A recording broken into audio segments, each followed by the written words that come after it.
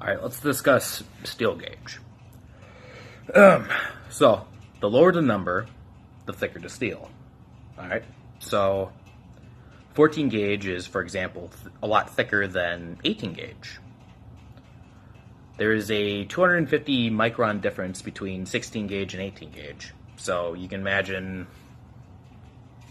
that's don't be fooled by the numbers you see. You know, you can look at 18 and say, "Oh wow, that's like not that far off from 14."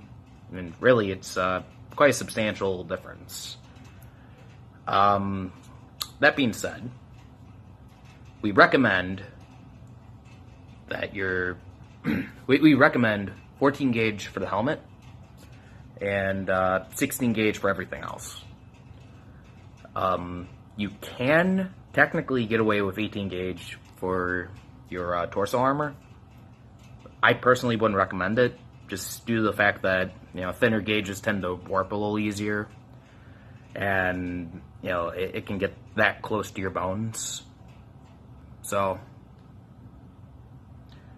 in summary, 14 gauge, 16 gauge, 16 gauge, 16 gauge.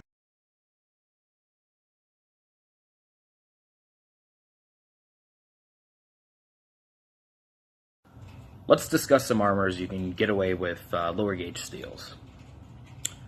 Riveted chainmail.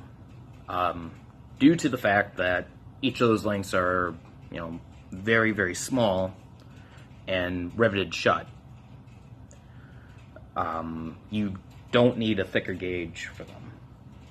For riveted mail, due to the fact that, you know, the way mail is designed, the rings sort of overlap each other. So you can get away with 18 gauge or 19 gauge, or 17 gauge mail. 16 gauge is great as its own dedicated, as a sole piece of armor. Because if you wear that with plate, you're going to be very tired very quick. So if you're doing a Crusader kit, I fully support the use of 16 gauge riveted mail. But, you know, if you're doing a late 15th